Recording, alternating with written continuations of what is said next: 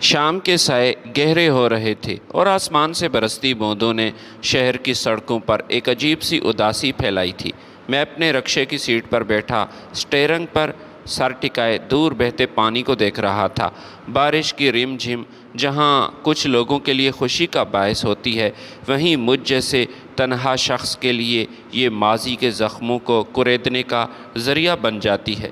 میرا ذہن اکثر ان دنوں کی طرف نکل جاتا جب میں ایک سرکاری دفتر میں کلرک تھا، جب گھر میں بچوں کے کہکہے گونجتے تھے اور دسترخوان پر رونق ہوتی تھی، لیکن آج میں اس بھیگی سڑک پر مسافروں کا انتظار کر رہا تھا، ایک ایسی زندگی گزار رہا تھا جہاں کوئی میرا انتظار کرنے والا نہیں تھا۔ میں گھر میں اکیلا تھا، میری بیوی اپنے بچوں کو لے کر میکے جا چکی تھی، صرف اس لیے کہ میں ایک ظالم وڈیرے کے سامنے سر جھکانے اور حرام کی کمائی سے گھر بھرنے سے انکار کر رہا تھا۔ میں یوں ہی سوچوں میں گم تھا، میری نظر سڑک کے دوسری جانب ایک بوڑھے آدمی پر پڑی۔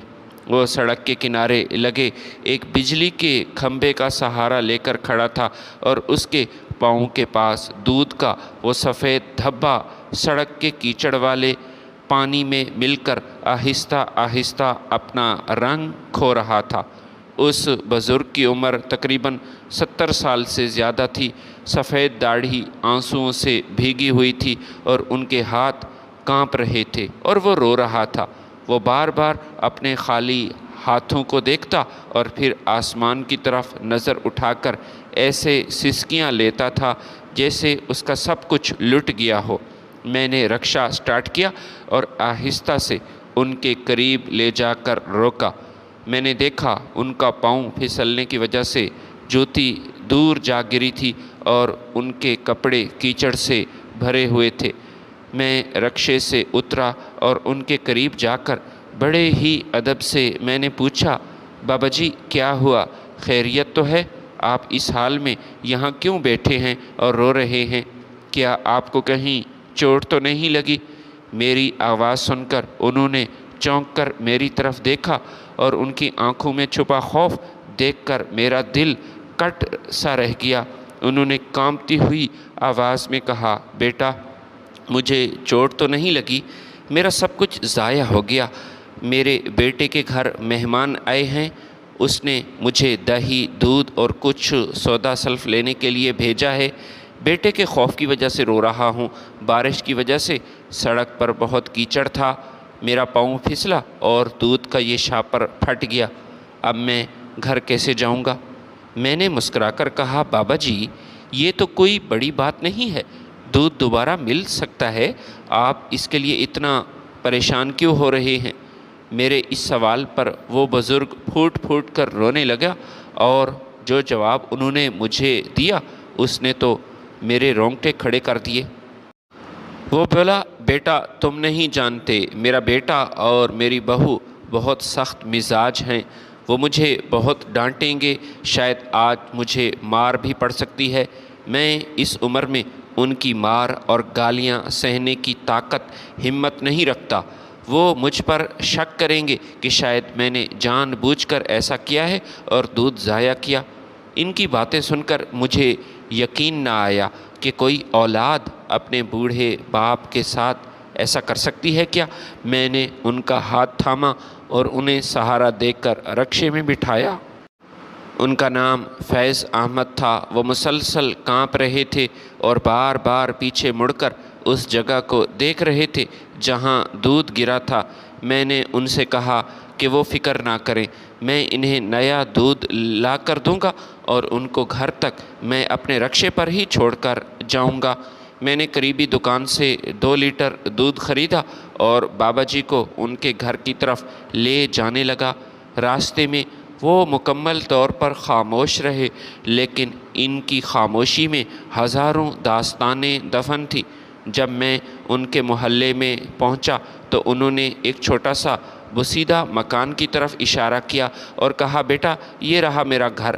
میں نے رکشہ روکا، لیکن میں دیکھنا چاہتا تھا کہ بابا جی کے ساتھ کیا ہونے والا ہے، وہاں کیا ہوگا۔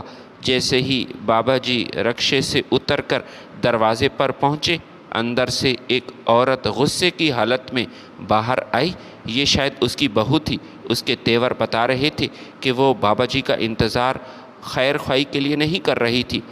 اس نے بابا کے ہاتھ سے دودھ کا وہ شاپر لیا اور غصے سے چلائی، اتنی دیر تم نے کیوں لگا دی؟ بڈھے، ذرا تم میں عقل ہے؟ زندگی میں کبھی کوئی کام ڈھنگ سے تم نے نہیں کیا؟ مہمان یہاں بیٹھے ہیں اور تم مٹر گشتی کر رہے ہو۔ کبھی کوئی کام ڈھنگ سے تم نے نہیں کیا۔ ابھی اس عورت کی زبان رکی نہیں تھی کہ اندر سے ایک نوجوان باہر آیا جو یقیناً بابا جی کا بیٹا تیمور تھا۔ اس نے اپنے باپ کے ہاتھ سے دودھ کا شاپر جھپٹ کر لیا اور حقارت سے انہیں دیکھا۔ بابا جی کچھ کہنے والے تھے کہ بہو نے انہیں زور سے دھکا دیا، جس کی وجہ سے وہ نحیف بزرگ سڑک کے کچے حصے پر جا گرا۔ ان کا بیٹا، اس کا بیٹا خاموشی سے یہ سب دیکھ رہا تھا۔ اس نے نہ تو اپنی بیوی کو روکا، نہ ہی اپنے باپ کو اٹھانے کے لیے ہاتھ بڑھایا۔ یہ منظر دیکھ کر میرا خون کھول اٹھا تھا۔ یہ ایسا منظر تھا جو میں نے زندگی میں اس سے پہلے کبھی نہیں دیکھا تھا۔ میں نے رکشہ ایک طرف لگایا، تیزی سے بابا جی کی طرف لپکا۔ ان کی آنکھوں میں چھلکتے آنسو اور چہرے پر موجود بے بسی نے مجھے جھنجھوڑ کر رکھ دیا۔ میں نے انہیں سہارا دے کر اٹھایا اور ان کے بیٹے کی طرف دیکھ کر کہا، تم انسان کہلانے کے حقدار نہیں، تم انسان ہو یا پتھر۔ یہ تمہارا باپ ہے جس نے تمہیں پالا۔ آج تم ایک معمولی بات پر ان کے ساتھ یہ سلوک کر رہے ہو، تمہیں شرم آنی چاہیے۔ لیکن وہاں کوئی سننے والا نہ تھا۔ وہ دونوں بڑبڑاتے ہوئے اندر چلے گئے اور دروازہ زور سے بند کر دیا۔ بابا جی زمین پر بیٹھے سر جھکائے رو رہے تھے۔ میں نے ان کے کاندھے پر ہاتھ رکھا اور فیصلہ کن لہجے میں کہا، بابا جی اب بہت ہو گیا۔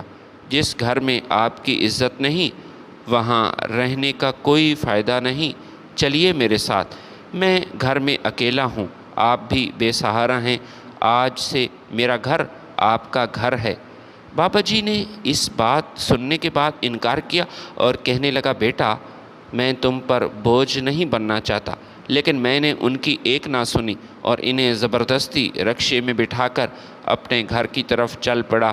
بارش اب تھم چکی تھی، لیکن سڑکوں پر موجود پانی میں شہر کی روشنیاں لرز رہی تھی۔ میں نے جب بابا فیض احمد کو اپنے چھوٹے سے 2 کمروں کے مکان میں داخل کیا تو وہ ہچکچا رہے تھے۔ ان کے قدموں میں وہ اعتماد نہیں تھا جو ایک انسان کا اپنے گھر میں داخل ہوتے وقت ہوتا ہے۔ وہ دہلیز پر ہی رک گئے، جیسے اجازت مانگ رہے ہوں۔ کیا ایک اجنبی کے گھر میں قدم رکھنا ان کے لیے ٹھیک ہے بھی یا نہیں؟ میں نے ان کا ہاتھ تھام لیا اور پھر نرمی سے کہا، بابا جی اسے اپنا ہی گھر سمجھیں، گھر میں میرے علاوہ کوئی نہیں، میں یہاں تنہا ہوں، یہاں آپ کو کوئی ڈانٹنے والا نہیں اور نہ ہی کوئی آپ پر بوجھ بنے گا۔ گھر کے اندر خاموشی کا راج تھا۔ میری بیوی کے جانے کے بعد یہ در و دیوار کاٹنے کو دوڑتے تھے، لیکن آج بابا جی کی موجودگی نے اس سناٹے میں ایک عجیب سی اپنائیت بھر دی تھی۔ میں نے سب سے پہلے چولہا جلایا اور ان کے لیے دودھ گرم کیا۔ بابا جی ایک کونے میں بچھی چارپائی پر بیٹھ گئے۔ ان کی نظریں فرش پر جمی ہوئی تھیں اور ہاتھ ابھی تک ہلکے ہلکے سے لرز رہے تھے۔ جب میں دودھ کا گلاس لے کر ان کے پاس گیا تو انہوں نے میری طرف ایسی نظروں سے دیکھا جس میں شکر گزاری بھی تھی اور ڈھیروں سوالات بھی تھے۔ بیٹا تم نے ایک مسافر کے لیے اتنا کیوں کیا؟ شاید اس لیے کہ تم نے مجھ پر ترس کیا؟ انہوں نے دھیمی آواز سے مجھ سے سوال پوچھا۔ آج کے دور میں تو سگے بیٹے باپ کو بوجھ سمجھ کر سڑک پر چھوڑ دیتے ہیں۔ تم نے تو مجھے نہ جانتے ہوئے بھی میری مدد کی۔ میں نے ایک لمبی آہ بھری اور ان کے پاس ہی زمین پر بیٹھ گیا۔ بابا جی جب میں چھوٹا تھا تو میرے سر سے باپ کا سایہ اٹھ گیا تھا۔ میں اس وقت شاید 5 برس کا تھا۔ میں نے ہمیشہ یہ حسرت پائی کہ کاش میرے والد زندہ ہوتے تو میں ان کے پاؤں دباتا، ان کی خدمت کرتا، بڑھاپے میں ان کا سہارا بنتا۔ میری وہ حسرت پوری نہ ہو سکی، لیکن آج آپ کو اس حال میں دیکھ کر مجھے لگا جیسے اللہ تعالیٰ نے میری یہ دعا سن لی۔ مجھے اپنے باپ کی خدمت کا ایک موقع اس نے دے دیا۔ آپ مجھ پر بوجھ نہیں ہیں، بلکہ آپ تو میرے لیے اللہ کی رحمت بن کر آئے ہیں۔ بابا جی کی آنکھوں سے ایک بار پھر آنسو چھلک پڑے، لیکن یہ آنسو اس خوف والے نہیں تھے جو انہوں نے اپنے بیٹے کی دہلیز پر بہائے تھے۔ انہوں نے دودھ کا گھونٹ بھرا اور کچھ دیر خاموش رہنے کے بعد اپنے دل کی گرہیں کھولنا شروع کی۔ بیٹا، میرا بیٹا تیمور بچپن میں ایسا نہیں تھا۔ وہ بہت معصوم تھا، فرما بردار تھا، لیکن جب سے یہ جوان ہوا اور اس کی دوستی آوارہ غلط قسم کے لوگوں سے ہوئی، اس کی مت ماری گئی، یہ سب بھول گیا اور بدل گیا۔ بابا جی کا لہجہ دکھ سے بوجھل تھا۔ وہ ایسی دلدل میں گرا ہے جہاں سے نکلنا شاید اب اس کے بس میں نہیں۔ وہ شرابیوں نشائیوں کی محفل میں بیٹھنے لگا۔ میں نے جب بھی اسے روکا، اس نے مجھے اپنا دشمن سمجھا، میری نصیحت پر عمل نہ کیا۔ پھر اس نے اپنی پسند کی شادی کی ضد کی۔ وہ لڑکی میری بہو، اس کے طور طریقے ٹھیک نہیں تھے۔ میں تو پہلے دن اسے دیکھ کر سمجھ چکا تھا۔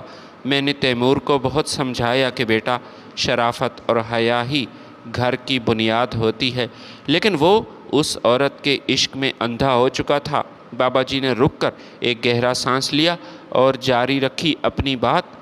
شادی کے بعد تو جیسے حالات بدل گئے، بہو نے میرے بیٹے کے کان بھرنا شروع کیے۔ وہ اس کے سامنے میری جھوٹی شکایتیں کرتی اور تیمور جو میرا بیٹا تھا اپنی بیوی کی خاطر مجھ پر ہاتھ اٹھانے سے بھی گریز نہ کرتا۔ ایک دن جب تیمور گھر پر نہیں تھا تو بہو نے مجھ سے صاف صاف کہہ دیا کہ بڈھے، تم نے میرے خلاف شکایت کی، اپنے بیٹے کو بھڑکانے کی کوشش کی۔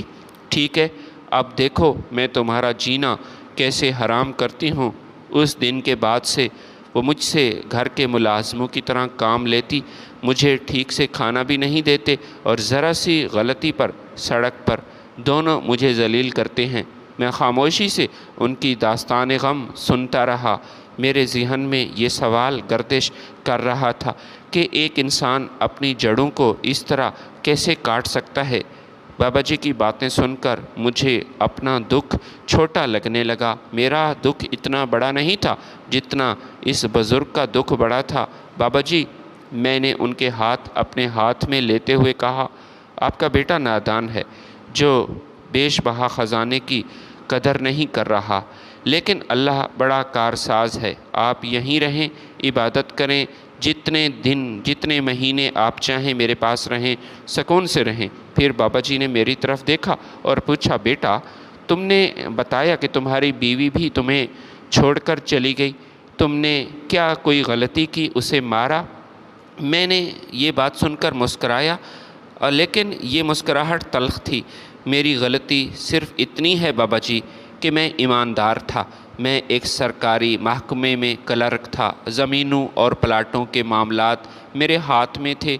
لوگ لاکھوں کی رشوت لے کر میرے پاس آتے تھے تاکہ میں ایک دستخط کروں اور ان کا کام ہو جائے۔ کسی غریب کی زمین کسی بڑے وڈیرے کے نام کروانی ہو، ناجائز قبضہ ہو، اس طرح کے قبضہ مافیا میرے پاس آتے تھے۔ میری بیوی روز مجھ سے جھگڑتی تھی کہ ہم غریب کیوں ہیں، ہمارے پاس بڑا گھر گاڑی کیوں نہیں۔ وہ کہتی تھی کہ آج کل کے زمانے میں رشوت کے بغیر گزارا ممکن نہیں۔ اس ملک میں رہنا ہے تو ہمیں بھی ایسا کرنا پڑے گا جیسے باقی لوگ۔ لیکن میں نے ہمیشہ اس سے کہا کہ میں اپنی اولاد کی رگوں میں حرام کا خون نہیں دوڑانے دوں گا۔ میں نے بابا جی کو بتایا کہ کیسے ایک با اثر وڈیرے نے مجھے خریدنے کی کوشش کی، اور جب میں نہ بکا تو اس نے اپنی طاقت کا اور اپنی تعلقات کا استعمال کر کے مجھ پر جھوٹا الزام لگوایا اور مجھے نوکری سے نکلوا دیا۔ نوکری جانے کے بعد جب گھر میں فاقے آنے لگے تو میری بیوی نے میرا ساتھ دینے کی بجائے مجھے طعنے دیے اور یہی کہا کہ تم پر ایمانداری کا بھوت سوار تھا، اب بتاؤ۔ بچوں کو لے کر وہ اپنے میکے چلی گئی۔ اب میں رکشہ چلا کر اپنا پیٹ پالتا ہوں، مگر مجھے سکون ہے، میں جو کما رہا ہوں وہ حلال ہے۔ बाबा जी ने मेरे सर पर हाथ रखा और दुआया लहजे में कहा, बेटा तूने ठीक रास्ते का इंतखाब किया। याद रखना, हक़ की राह मुश्किल ज़रूर होती है पर इसका अंजाम बहुत खूबसूरत होता है। अल्लाह तुझे इसका अजर ज़रूर देगा। उस रात हम दोनों देर तक बातें करते रहे। दो ज़ख्मी दिल एक दूसरे के लिए मरहम बन चुके थे। अगली सुबह जब सूरज की पहली किरण मेरे कमरे की खिड़की से अंदर आई तो घर का माहौल बदला हुआ था। किचन से बर्तनों की धीमी सी आवाज़ आ रही थी जो मेरे लिए अजनबी थी। मैं जल्दी से उठा, देखा कि बाबा फैज़ अहमद जाए नमाज पर बैठे ज़िक्र कर रहे हैं। उनके चेहरे पर एक अजीब सा सुकून था। वो अक्सर अपना वक्त जाए नमाज पर ही गुजारते, जैसे बरसों बाद इन्हें किसी महफूज पनाहगाह में रात गुजारने का मौका मिला हो। मैंने इन्हें सलाम किया तो उन्होंने शफ़क़त से मेरे सर पर हाथ रखा और ढेरों दुआएं दी। उस दिन के बाद मेरी ज़िंदगी का एक नया मामूल बन चुका था। मैं सुबह सवेरे बाबा जी के लिए नाश्ता तैयार करता, उनके लिए दूध को गर्म करता, उनकी अद्वियात का ख्याल रखता और फिर अपना रक्षा लेकर रिज़्क़ हलाल की तलाश में निकल पड़ता। 2 महीने का अरसा ख़त्म हो गया और पता ही ना चला। इन 2 महीनों में बाबा जी ने मेरे घर को एक रूहानी मरकज़ बना दिया था। वो ज़्यादातर वक्त जाए नमाज पर गुजारते, कुरान मजीद की तिलावत करते और अल्लाह ताला के हजूर हमेशा गिड़गिड़ा कर रोते थे। कभी कभी आधी रात को मेरी आँख खुलती तो देखता कि बाबा जी सजदे में पड़े सिसकियाँ भर रहे हैं। एक दिन मैंने हिम्मत करके उनसे पूछा कि बाबा जी आप इतना क्यों रोते हैं? क्या अब भी आपको अपने बेटे का दुख सताता है? बाबा जी ने एक लंबी आह भरी और फिर तस्बीह के दानों को उंगलियों में घुमाते हुए बोले, बेटा बात दरअसल ये है कि औलाद का दुख तो अपनी जगह पर है, पर मैं अपने माजी के उन गुनाहों पर रोता हूँ। शायद मैंने जवानी के जोश में वो गुनाह किए थे। इंसान समझता है कि वो जो कर रहा है उसे कोई नहीं देख रहा, पर अल्लाह का निज़ाम बहुत बारीक है। मुझे कभी कभी लगता है कि मेरा बेटा मेरी ज़िंदगी की वो आजमाइश है जो मुझे मेरे गुनाहों की याद दिलाती है। मेरे सिर्फ़ अल्लाह से यही मैं दुआ करता हूँ कि वो मुझे माफ़ कर दे, मेरे बेटे को हिदायत दे और मेरा ख़ात्मा ईमान पर करे। इनकी बातों ने मेरे दिल पर एक गहरा असर किया। मैंने महसूस किया कि बाबा जी की दुआओं में एक तड़प है जो अर्श को हिला देने वाली है। इसी दौरान एक दोपहर जब रक्षा लेकर एक स्टैंड पर मैं खड़ा था, मेरा पुराना दोस्त अशफाक वो तेज़ दौड़ता हुआ, हाँफता हुआ मेरे पास आया। उसके चेहरे पर जोश था और ख़ुशी के मिले जुले तासुरात थे। उसने दूर से ही चिल्लाना शुरू किया, तुम्हारे लिए बहुत बड़ी खबर है, हक़ की जीत हो गई। ये सुनकर मैं काफ़ी हैरान हुआ। मैंने हैरानी से उसे देखा तो उसने मुझे बताया कि वो करप्ट तहसीलदार जिसने वडेरे के कहने पर तुझ पर इल्ज़ामात लगाए थे, झूठे इल्ज़ाम, और तुझे नौकरी से निकलवाया था, उसे एक दूसरे करप्शन केस में रंगे हाथों गिरफ़्तार किया गया है। सिर्फ यही नहीं बल्कि वो बाअसर वडेरा जिसने तुम्हारे साथ नाइंसाफ़ी की थी, जिसके कब्ज़े में वो दीवार बना हुआ था, उसे अपने ही बेटे ने जायदाद के तनाज़े पर उसे कत्ल कर दिया। अशफाक ने मेरा कंधा थपथपाते हुए कहा, अब एक नया तहसीलदार आया है जो बहुत ईमानदार, असूल पसंद, नेक है। उसे तुम्हारे केस का इल्म हुआ और वो तुमसे मिलना चाहता है। वो तुम्हारा सारा रिकॉर्ड देख चुका है और उसे हैरत है कि 10 साल तक एक ऐसा क्लर्क जिसने कभी रिश्वत का 1 रुपया ना लिया, उसे नौकरी से कैसे निकाला जा सकता है। ये ख़बर सुनकर मेरी आंखों में खुशी के आंसू आ गए। मैं फ़ौरन घर भागा और बाबा जी को ये सब बताया। बाबा जी ने मुस्कुराकर कहा, बेटा मैंने कहा था ना, अल्लाह के यहाँ देर है अंधेर नहीं। ये तुम्हारी ईमानदारी और उन गरीबों की दुआ का सिला है जिनकी ज़मीनें तुमने बचाई थीं। अगले दिन मैं नए तहसीलदार के दफ्तर पहुँचा। उसने मेरा इस्तकबाल किया अपने पुराने दोस्त की तरह। اس نے میز پر پڑی میری فائل کی طرف اشارہ کرتے ہوئے کہا، مجھے افسوس ہے کہ اس محکمے نے آپ جیسے ایماندار کلرک کے ساتھ ایسا کیا اور ناانصافی سے کام لیا۔ میں نے آپ کی بحالی کے احکامات پر دستخط کر دیے ہیں اور اوپر بھی بات کی ہے۔ میں نہ صرف اپنی پرانی نوکری پر بحال ہوا بلکہ میری پچھلی تمام تنخواہیں وہ بھی ادا کر دی گئیں۔ اللہ کا کرم یہیں پر ختم نہ ہوا بلکہ 6 مہینے کے اندر اندر میری محنت اور دیانتداری کو دیکھتے ہوئے مجھے اگلے گریڈ میں ترقی دی گئی۔ میرے حالات اب بدلنے لگے تو میری بیوی کو بھی اپنی غلطی کا احساس ہوا۔ وہ بچوں کو لے کر واپس آئی اور میرے پیروں میں گر کر مجھ سے معافی مانگی۔ اس موقع پر میں نے بابا جی کے کہنے پر اسے معاف کر دیا۔ بابا جی نے مجھے سمجھایا تھا کہ درگزر کرنا یہ مومن کا شیوا ہے۔ میں نے اپنی بیوی کو معاف کر دیا اور ہم دوبارہ ایک خوشحال زندگی گزارنے لگے۔ لیکن بابا جی اب بھی میرے ساتھ ہی رہتے تھے۔ وہ پچھلے کئی مہینے سے میرے ساتھ تھے۔ وہ میرے بچوں کے لیے ایک دادا بن چکے تھے اور میرے گھر کی برکت بن چکے تھے۔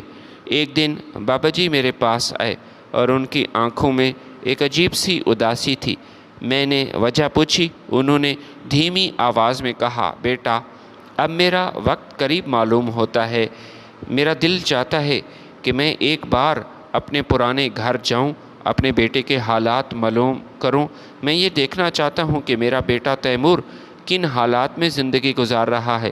کیا وہ سدھر گیا؟ کیا اس نے مجھے تلاش کیا؟ کیا وہ اب بھی اسی دلدل میں ہے یا اسے ہوش آ گیا؟ میں نے انہیں بہت سمجھایا کہ وہاں جانے کا کوئی فائدہ نہیں۔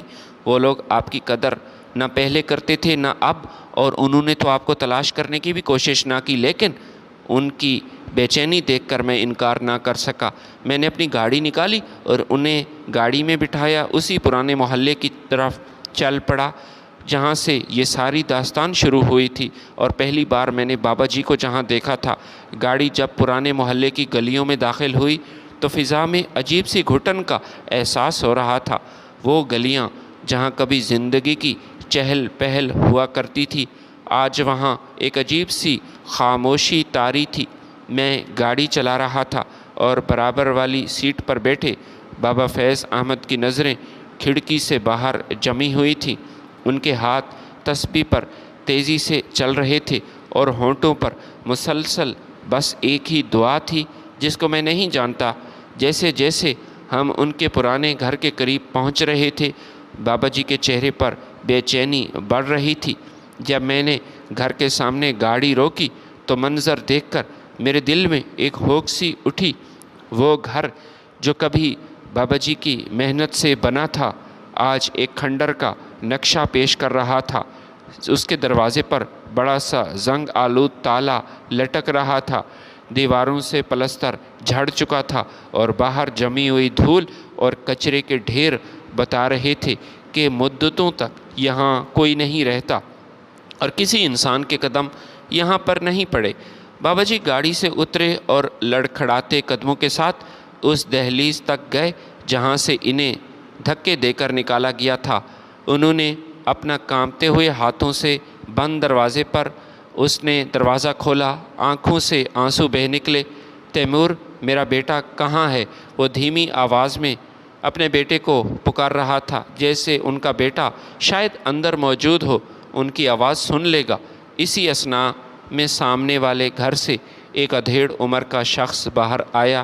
اس نے جب بابا فیض احمد کو دیکھا تو وہ حیران ہوا۔ فیض احمد صاحب، آپ اور یہاں؟ آپ کہاں چلے گئے تھے؟ اس نے حیرت اور دکھ کے ملے جلے تاثرات کے ساتھ پوچھا اور دوڑ کر اس نے بابا جی کو گلے سے لگا لیا۔ یہ بابا جی کا پرانا پڑوسی تھا۔ بابا نے روتے ہوئے بتایا، بیٹا میرا تیمور بیٹا کہاں ہے اور یہ گھر کیوں بند ہے؟ یہاں کوئی کیوں نہیں رہتا؟ کیا میرا بیٹا کہیں چلا گیا؟ پڑوسی نے ایک ٹھنڈی آہ بھری اور ہمیں اپنے گھر کے سامنے پڑے ایک بینچ پر بیٹھنے کا اشارہ کیا۔ اس نے کہنا شروع کیا، فیض احمد، آپ کے جانے کے بعد تو جیسے اس گھر پر کسی کی بد دعا لگ گئی تھی۔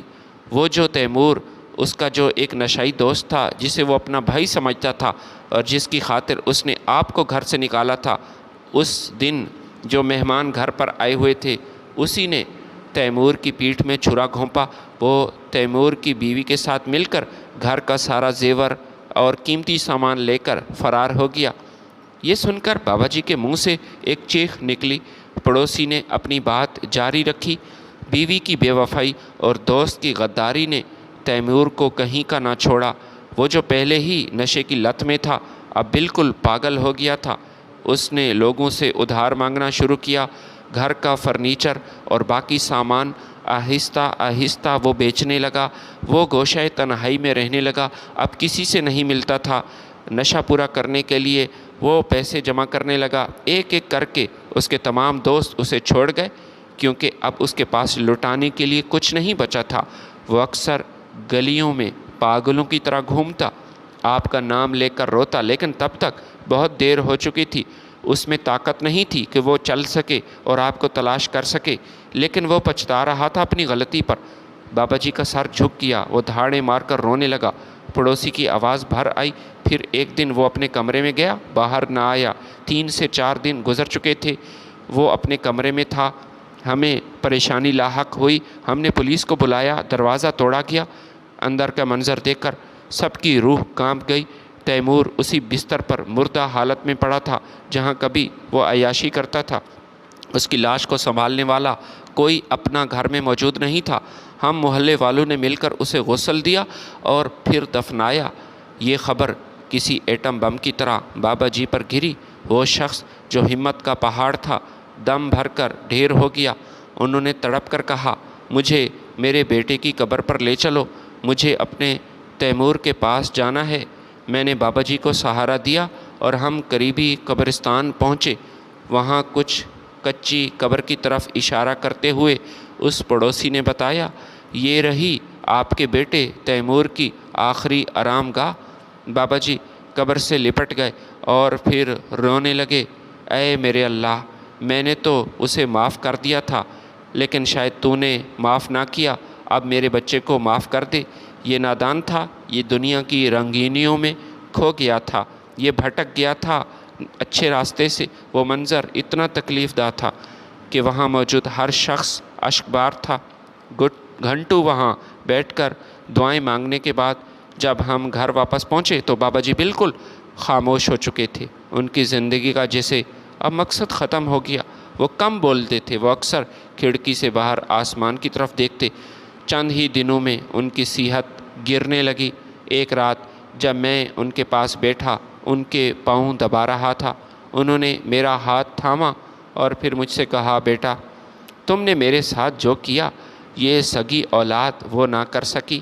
حالانکہ میں تو تمہیں جانتا نہیں تھا، نہ تم مجھے جانتے تھے۔ اللہ تمہیں اس کا بہت بڑا اجر دے گا۔ میری ایک وصیت یاد رکھنا، نوجوانوں کو بتانا کہ والدین کی دعا عرش تک جاتی ہے اور ان کی بد دعا انسان کی دنیا اور آخرت جلا کر رکھ دیتی ہے۔ مکافات عمل سے کوئی بچ نہیں سکتا۔ اس رات بابا جی نے بڑی لمبی نماز پڑھی اور پھر سو گئے۔ صبح جب میں انہیں جگانے کے لیے گیا تو ان کے چہرے پر ایک ابدی مسکراہٹ تھی اور روح کشف انصری سے شاید پرواز کر چکی تھی۔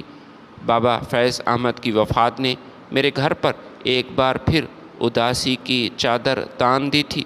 ایسا لگا کہ میرا حقیقی والد مجھ سے جدا ہو گیا، لیکن یہ اداسی نہیں تھی جو میری بیوی کے جانے پر ہوئی۔ یہ ایک ایسی محرومی کا احساس تھا جسے انسان کا اپنا سایہ ان سے چھن گیا ہو۔ میں نے انہیں اپنے ہاتھوں سے غسل دیا، ان کا جنازہ اٹھایا اور انہیں ان کے بیٹے تیمور کے پہلو میں دفن کر دیا۔ تدفین کے بعد جب میں گھر واپس آیا تو مجھے ہر کونے سے ان کی آواز سنائی دیتی تھی۔ ان کی نصیحت مجھے یاد تھی، جائے نماز پر پڑھی ان کی وہ تسبیح، وہ خالی گلاس جس میں وہ دودھ پیتے تھے اور ان کی وہ پرانی ٹوپی، ہر چیز ان کی موجودگی کا پتہ دے رہی تھی۔ میری بیوی جو اب مکمل طور پر بدل چکی تھی، وہ اب بھی بابا جی کے جانے پر بہت غمزدہ تھی۔ اس نے مجھ سے کہا، میں نے کبھی نہیں سوچا تھا کہ ایک اجنبی انسان ہمارے گھر کی اتنی بڑی برکت بن جائے گا اور ہمارا یہ ٹوٹا ہوا گھر پھر سے جڑ جائے گا۔ ان کے آنے سے نہ صرف تمہاری نوکری تمہیں واپس ملی، تمہاری پروموشن ہوئی، بلکہ ہمارے گھر میں وہ سکون آ گیا جو دولت سے نہیں خریدا جا سکتا۔ میں خاموشی سے یہ سب سنتا رہا، کیونکہ میں جانتا تھا بابا جی صرف ایک انسان نہیں بلکہ اللہ تعالیٰ کی طرف سے بھیجا گیا ایک امتحان اور ایک رحمت تھے۔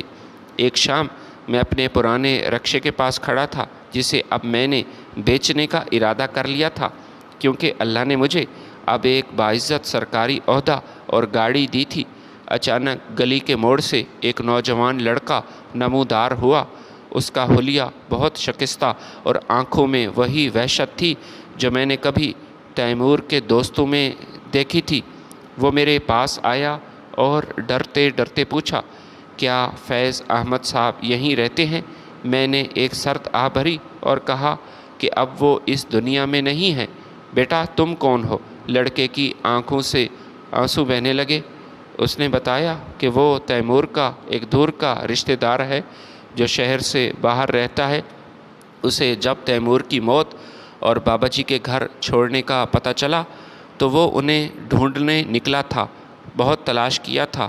اس نے یہ بھی بتایا کہ تیمور کی بیوی اور وہ دوست جو اسے لوٹ کر بھاگ گئے تھے ان کا انجام بھی بہت برا ہوا۔ وہ لوگ شہر سے بھاگتے ہوئے ایک حادثے کا شکار ہوئے تھے۔ عورت موقع پر دم توڑ گئی اور وہ دوست اب عمر بھر کے لیے اپاہج ہو کر معذور ہو کر ایک خیراتی ادارے میں پڑا ہوا ہے۔ یہ سن کر میرے بدن میں سنسنی دوڑ گئی۔ میں نے محسوس کیا کہ اللہ تعالیٰ کا انصاف کتنا کامل ہے۔ بس انسان کو یقین ہونا چاہیے، اور وہ شخص جو بدلہ نہیں لے سکتا اس سے ڈرنا چاہیے، کیونکہ اس کا بدلہ اللہ تعالیٰ خود لیتا ہے۔ جس وڈیرے نے مجھے نوکری سے نکلوایا تھا وہ اپنے بیٹے کے ہاتھوں مارا گیا، جس تحصیلدار نے یہ رشوت لی وہ جیل گیا، اور جس بہو نے بوڑھے باپ کو دھتکارا وہ خود عبرت کا نشان بن گئی۔ میں نے اس لڑکے کو بابا جی کی قبر کا راستہ بتایا اور خود جائے نماز پر بیٹھ گیا، وہی جائے نماز جہاں کبھی بابا جی بیٹھتے تھے۔ مجھے بابا جی کی وہ بات یاد آئی، جوانی میں مجھ سے کچھ ایسے گناہ ہوئے تھے بیٹا جو میں بتا نہیں سکتا، میرا اللہ جانتا ہے، جس کا بوجھ میرے دل پر ہے۔ میں اکثر سوچتا ہوں وہ گناہ کیا ہوں گے؟ کیا انہوں نے کبھی کسی کا دل دکھایا ہوگا؟ اپنے والدین کا دل دکھایا ہوگا؟ کیا تیمور کا رویہ ان کے اپنے کسی پرانے عمل کا عکس تھا؟ یہ ایک ایسا راز تھا جو وہ اپنے ساتھ ہی لے کر گئے، لیکن ان کی توبہ اور ان کی گریہ زری اور یہ بتاتی تھی کہ اللہ نے انہیں معاف کر دیا۔ اب میرا ضمیر مطمئن تھا۔ میں نے ایک باپ کی خدمت کی تھی، میں نے حلال رزق پر سمجھوتا بالکل نہ کیا، اور اللہ تعالیٰ نے بدلے میں مجھے وہ سب کچھ عطا کر دیا جو مجھ سے چھن گیا تھا۔ میری اولاد اب بڑی ہو رہی تھی اور میں نے عہد کر لیا تھا کہ میں انہیں ہر روز بابا فیض احمد کی کہانی سناؤں گا، تاکہ وہ جان سکیں کہ دنیا میں سب سے قیمتی اثاثہ والدین کی دعا اور رزق حلال اور حلال لقمہ ہے۔ لیکن ابھی ایک بات ادھوری تھی۔ بابا جی کی کچھ امانتیں اور ان کے بیٹے کے گھر کی وہ چابی میرے پاس تھی جو پڑوسی نے مجھے دی تھی۔ مجھے لگا جیسے بابا جی مجھ سے کچھ اور بھی چاہ رہے ہیں۔ بابا فیض احمد کو بچھڑے کئی ہفتے بیت چکے تھے، لیکن ان کی یادیں میرے گھر کی فضاؤں میں آج بھی خوشبو کی طرح بسی ہوئی تھی۔ ایک صبح میں نے فیصلہ کیا کہ اب وقت آ گیا ہے بابا جی کو اس امانت کو ٹھکانے لگایا جائے جو پیچھے چھوڑ گئے تھے۔ وہ پرانی چابی جو ان کے بیٹے کے اجڑے ہوئے مکان کی تھی، میرے ہاتھ میں کسی بھاری بوجھ کی طرح مجھے یہ چابی محسوس ہو رہی تھی۔ میں نے اپنی بیوی کو اپنے ساتھ لیا اور ایک بار پھر اس محلے کا رخ کیا جہاں دکھ اور عبرت کی یہ داستان شروع ہوئی تھی۔ جب ہم اس بوسیدہ مکان کے سامنے پہنچے تو محلے کے چند بچے وہاں کھیل رہے تھے۔ زنگ آلود تالا کھولتے وقت میرے ہاتھ کانپ رہے تھے۔ جیسے ہی دروازہ میں نے کھولا، ایک حبس زدہ بدبو اور برسوں کی جمی ہوئی دھول نے ہمارا استقبال کیا۔